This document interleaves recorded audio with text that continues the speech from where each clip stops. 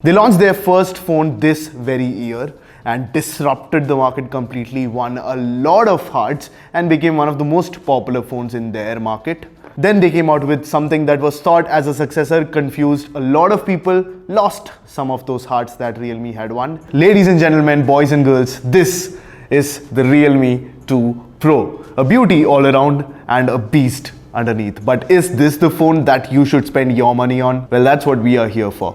Hey, this is Sreehari from Mr. Phone and this is a full review of the Realme 2 Pro.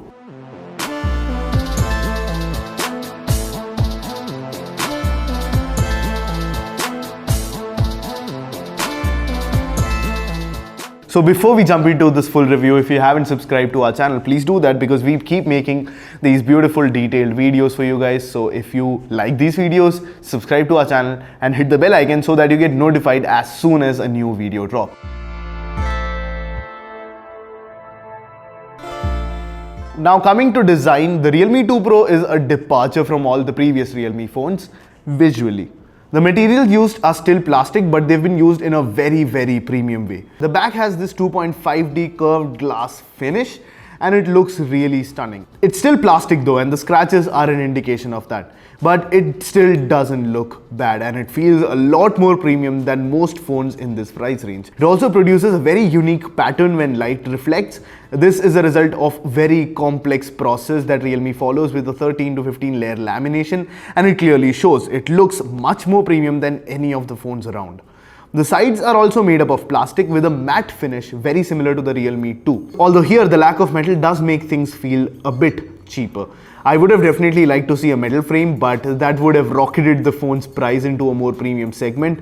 Plus the more expensive OPPO F9 Pro still uses plastic, so I don't think I can complain here. Now at the back we see a very sizable camera bump, but Realme has apparently kept the borders of the camera bump higher, which means that the glass would never touch the ground or a surface and would not get damaged at all. The bottom has a headphone jack, a micro USB port and a single speaker grill. Now the speaker grill is quite loud, the sound was crisp. I didn't experience any noise either. It is still a single speaker and it fires downwards. I am not really a fan of that, and I guess manufacturers could work on this and make at least the placement a little better. I know that it's difficult to put stereo speakers in a phone, but if you could find a different place for it, somehow innovate a place that doesn't make the sound muffled because it's very easy to block this as soon as you hold the phone when you're playing a game. It's very easy to block the speaker. So I hope manufacturers come out with a better position to put a single speaker on a phone. The headphone jack output on the other hand is quite good. The volume levels are very high and the sound output is better than what I expected from this phone or a phone at this price. I was able to resolve different instruments in a 16-piece jazz band and I was able to hear each and every instrument clearly. The sound is a bit warm when compared to audio power machines like the LG G7 Plus and doesn't sound as good as the Vivo Nex when compared, but the Realme 2 Pro sounds really good for its price. The buttons are on the right and the left side, so the power button on the right, the volume buttons on the left, and they are quite clicky. I am also liking that the volume buttons are separated, so it just feels a little more clicky when you have two separate buttons. You do get a case inside the box which actually makes a lot of things better. It sure adds some bulk to the phone, but with that you get a flush camera module. So now no worrying about the camera module scratching. The front also has a lip, so with the case you can keep the phone face down and still be sure that it won't scratch.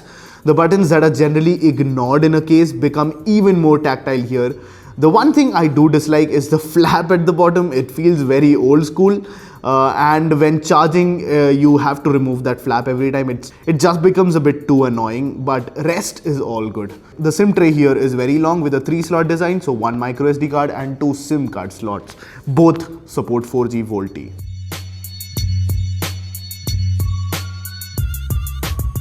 Now talking about the display, what do we have here? We have a gorgeous near bezel-less water drop notch, beautiful display on the Realme 2 Pro, and I can't believe that this phone costs under 20,000. I mean, it could stand head to head among phones to be one of the best displays under 20,000 or even under 30,000. It is a 6.3-inch Full HD Plus display with a tiny notch up top that is responsible for a 90.8% screen to body ratio, which is quite high. This screen to body ratio is clearly the best under 20,000 and is very competitive even under 30,000. This is how it looks compared to other phones in its price range. Exactly. Don't get me wrong, I still hate the notch. So the smaller, the better.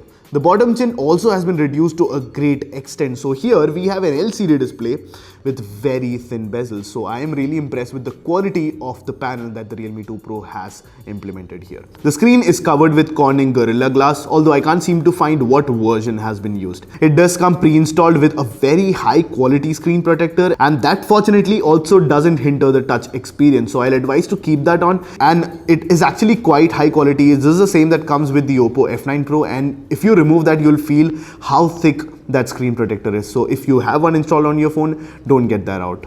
The display also didn't show any signs of light bleeding. There isn't any color shift, and the color temperature is quite accurate. Now I say quite accurate because it isn't exactly accurate when it comes out of the box, but you get obviously a color temperature glider, which helps you change the color temperature of the phone, and with slight change of that slider you can get that very close to a color accurate white.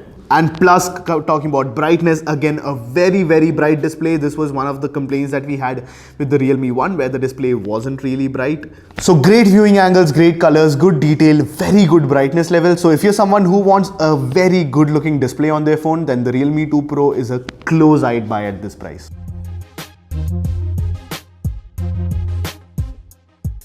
Now the software inside is called ColorOS. This is the ColorOS 5.2 version. And this is one of the more subjective areas of the phone. I'm not a fan of the ColorOS, let me put it out there. I am someone who wants something with a Google stamp on it, or at least give me an app drawer, for God's sake. This doesn't have it. All the apps are laid on the home screen. Putting all the apps on the home screen triggers me, and the fact that I can do very little to make it look like mine, I just have to resort to a launcher. This time though, I dared to stick with it and not hide behind a launcher, and it was fine. I like the universal search with a single swipe down. I like the clean clock widget that comes stock. Icons have been made cleaner and flatter. The UI is obviously something that I'm not a fan of, but for the people who do, the UI is smooth. Although there are tiny stutters that I can't seem to understand. Like whenever I pull down the notification panel, there is this stutter that makes me feel like the phone is slow. And I bring that up because it isn't. There are just some parts of the UI that for some reason haven't been optimized well, and I hope Realme does that very soon. Now OPPO or Realme was one of the first Android manufacturers to bring in gestures, and you find those here. The good thing is that OPPO had gotten gesture navigation pretty fine since the beginning, including a few variations that very few out there provide. I'm a big fan of the navigation gesture choices because I didn't opt for the default one. The home and the back gestures were fine for me, but I've never liked the swipe up and hold thing. It's just too much waiting for me. Now one of the options on the Realme 2 Pro is swiping up from the left, and that just makes it so much faster and easier for me. You have both fingerprint and face unlock. Both of them work just fine.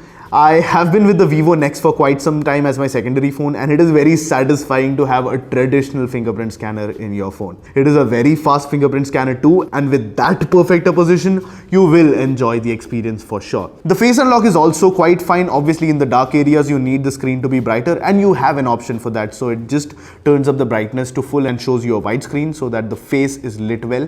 And I think the face unlock is good enough and a convenient option, although it's not as secure as the fingerprint scanner under.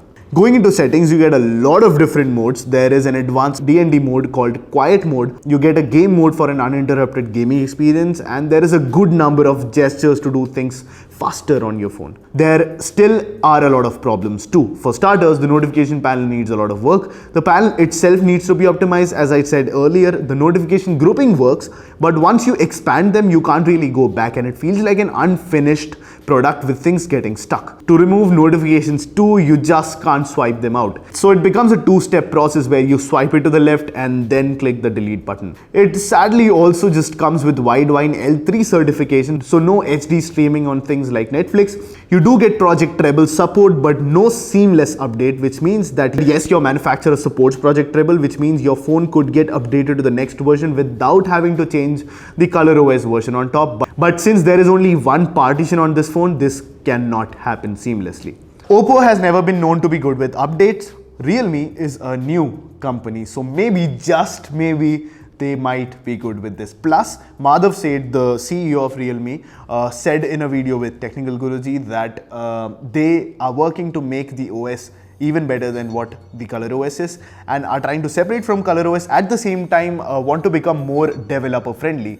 And for that, the first thing that they should do is let people unlock the bootloader and release source codes. OPPO and Vivo both have had very bad reputation with source codes and with bootloader unlocking, and even the Realme One has had a very bad history with it. And I hope with Realme 2 Pro things change, and let's see what Realme comes out with. So the first positive move from the Realme brand, if they want to stick to what they said, is enable bootloader unlocking and release source codes quicker so that the custom ROM community can go to war with this phone.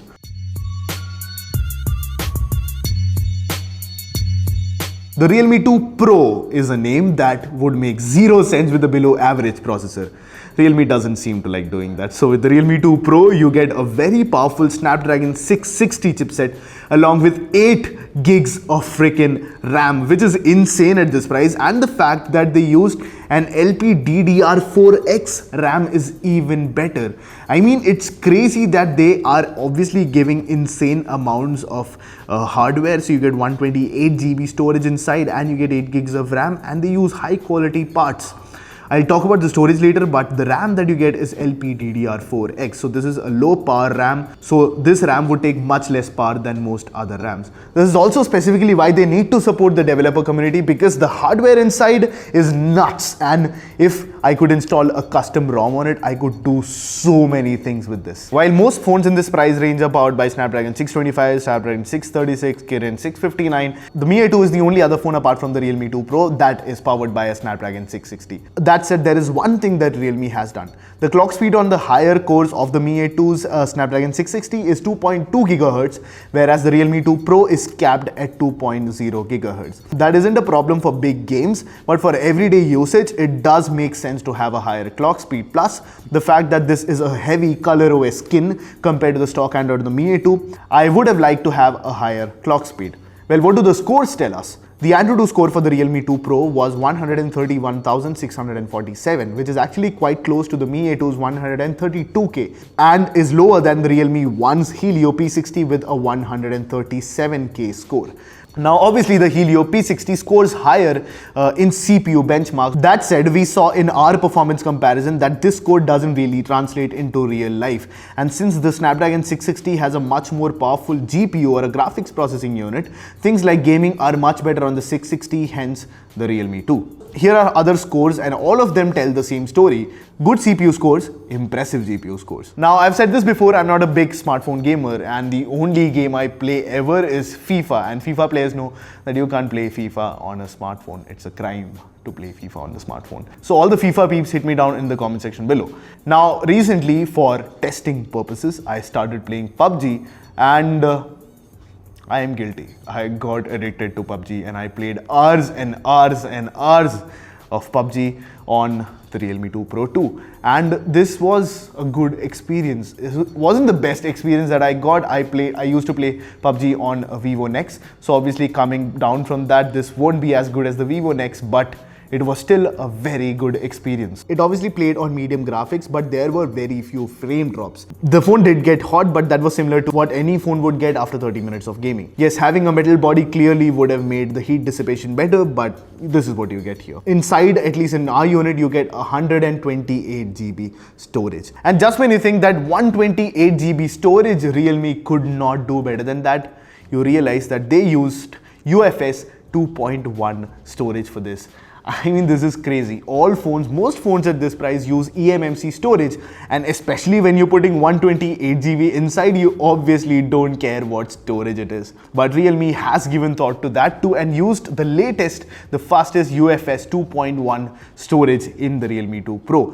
Now, obviously, you get very good read and write speeds. The PCMark storage score at 6203 is also quite good and very good for a phone at this price. Now, many people don't realize this, and even I didn't know before watching a recent video from Gary from Android Authority, and he said how speed tests were not very accurate, and he explained the reason for them. And he made a great video on how speed performance tests weren't really accurate.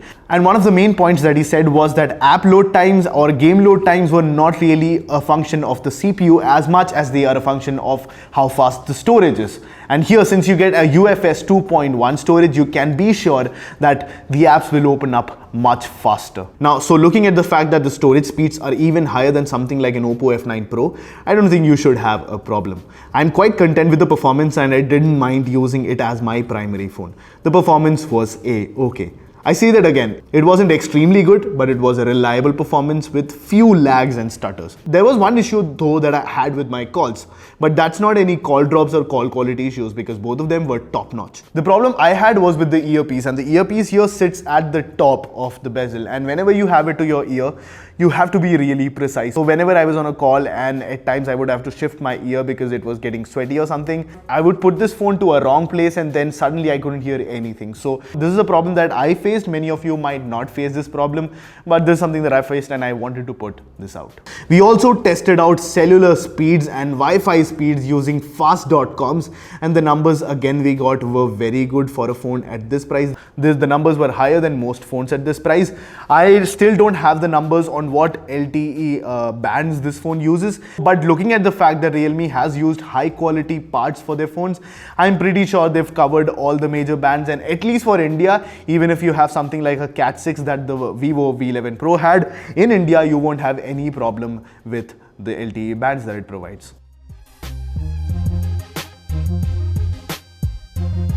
Now coming to camera, the Realme 2 Pro has a 16 megapixel f/1.7 Sony IMX398 sensor. The front is a 16 megapixel sensor with an f/2.2 aperture. Now what all this means in English is that you get a dual camera setup at the back. Now the primary sensor in this is a 16 megapixel sensor with a very wide aperture of 1.7 f/1.7, and I'm really glad here that Realme did not go for a very high megapixel count to impress people and actually went with something that would improve the camera performance and improve the low light performance especially. The secondary lens is there only for the portrait mode. You have the portrait mode in the front camera too, which is again a 16 megapixel sensor. The pictures look crystal clear and the details and the colors look very good. Now zooming in, there are mixed results. There have been times when the pictures look soft, there was a soft focus, and other times when the photo is filled with details. That soft focus though isn't a frequent occurrence, although it is there. So you might have to check after taking a picture if the focus is right. When the details do come out right, it is impressive, primarily because there isn't much over sharpening in the pictures. And by default, the camera has been able to take in a lot of details. Also, the way all the different leaves and trees have been resolved is impressive. So clearly a much improved and capable camera. The skin tones too look good here, and I myself hate the beauty modes, but Realme has some very advanced beauty modes, AI modes, whatever they want to call them. So for the people who want it, you can have fun with it. The low light performance on paper is supposed to be very good because you have an f/1.7 aperture, so a bigger aperture, a bigger cutout, so much more light getting in, right? Well, the low light performance is good, obviously better than most phones at this price. But obviously we'll have to compare all of it in a camera comparison that is coming very soon. But till then, all I can tell you is that the low light performance is good. The camera is a very reliable performer. I can't say if it is better than a Mi A2 or better than a Nokia 6.1 Plus or better than a Moto 1 Power. Although I can say it is better than a Moto 1 Power. But all I can say is that you get very good camera samples out. So the selfies also came out very good. The beauty mode was on by default, and I had later realized that and then turned them off. So this is me with the beauty mode on, and this is the real me. The video on the front is fine. There is EIS in the camera at 1080p, but switch to 4K and you lose stabilization.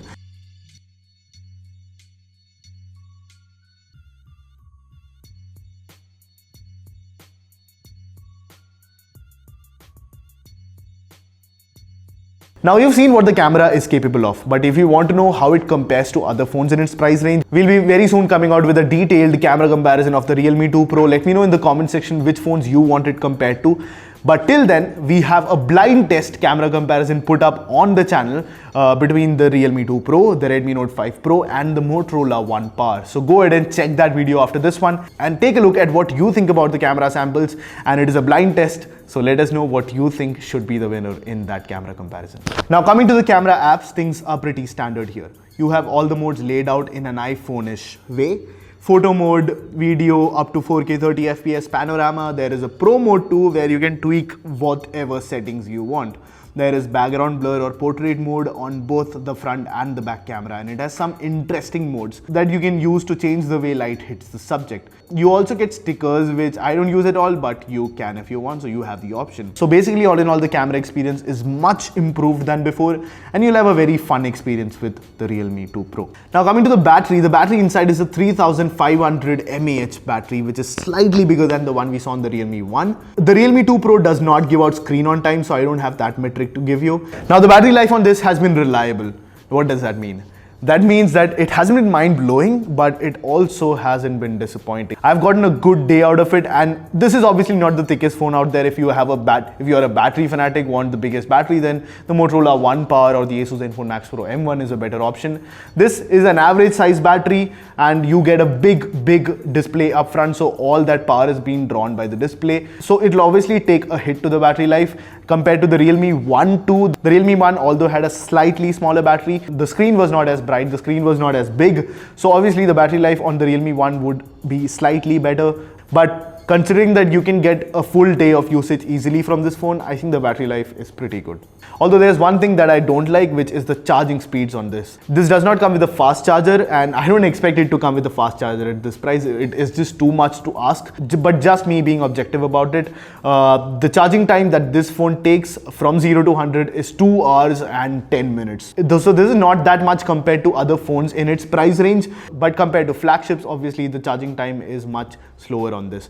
Although there is one other phone in this price range if you want a fast charger, which is the Motorola One Power. It has a 5000 mAh battery and charges up in about the same time as the Realme 2 Pro. It comes with a turbo charger, obviously. The battery life is pretty good on this. The charging could have been a little faster, but I don't think I can complain with the price that this is being offered at. Let's finally summarize, shall we? Now, it has a good looking, ergonomic, quite premium looking design. The display is great, bright, near bezel-less, and one of the best displays that you can find at this price. Software is a love-or-hate thing, still stuffed with features, could be make or break for some people. Smooth everyday performance, good for gaming, not the best, but good. Cameras, much improved than the Realme 1, better details, better dynamic range, better colors, better low light performance. Battery, good, reliable. Charging could have been faster. Now let's look at what other competitors it has when you're looking to buy a phone. One of them I think is the Nokia 6.1 Plus, and the other one is the Mi A2. These seem like the biggest competitors to the Realme 2 Pro. The Nokia 6.1 Plus is a premium looking phone. Let's not kid anyone. This looks premium, but the Nokia 6.1 Plus with the glass and the metal that has been used is much more premium feeling and looking than the Realme 2 Pro or any other phone for that matter in this price range. The performance is not as good as the Realme 2 Pro clearly, but it comes with Android One and is a small reliable phone with the Nokia brand name behind it. So the people who want to buy a Nokia 6.1 Plus know that this is the use case. Then we come to the Xiaomi Mi A2 and maybe also the Motorola One Power. Both of them chunky, bland looking phones.